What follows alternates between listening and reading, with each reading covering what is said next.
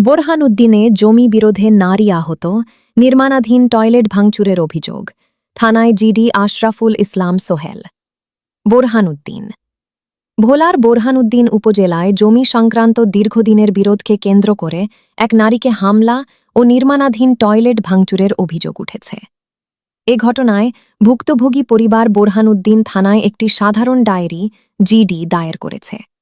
জানা যায়, উপজেলার কাচিয়া ইউনিয়নের চকডোশ ৭ নম্বর ওয়ার্ডের বাসিন্দা জান্নাতুল ফেরদাউস ৫৬ গত ১৩ এপ্রিল ২০২৬ তারিখে বোরহানউদ্দিন থানায় একটি জিডি করেন। জিডি নম্বর ৫৪৯, ট্র্যাকিং নম্বর GACAQ।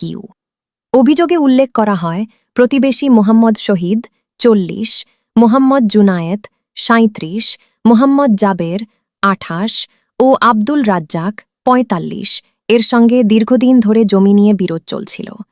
এরই ধারাবাহিকতায় ঘটনার দিন সকাল আনুমানিক ১০টার দিকে জান্নাতুল ফেরদাউসের বাড়ির পাশে একটি পাকা টয়লেট নির্মাণ কাজ শুরু হলে অভিযুক্তরা সেখানে গিয়ে কাজে বাধা প্রদান করেন বলে অভিযোগ করা হয়।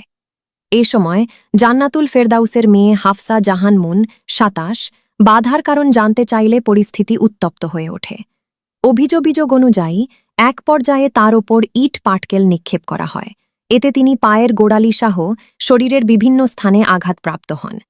অভিযোগে আরও বলা হয়, পরবর্তীতে অভিযুক্তরা লাঠি সোটা দিয়ে নির্মাণাধীন টয়লেটের দেয়াল ভেঙে ফেলে, যার ফলে প্রায় ১০,০০০ টাকার ক্ষয়ক্ষতি হয়েছে বলে দাবি করা হয়েছে। ভুক্তভোগী পরিবারের ডাক চিৎকারে স্থানীয় বাসিন্দা রেহানা বেগম ২০, পাখি ২২ ও মোহাম্মদ নজরুল ইসলাম ৬০ সহ আশপাশের লোকজন ঘটনাস্থলে এসে আহত নারীকে উদ্ধার করেন। পরে তাকে বোরহানউদ্দিন উপজেলা স্বাস্থ্য কমপ্লেক্সে নিয়ে প্রাথমিক চিকিৎসা প্রদান করা হয়।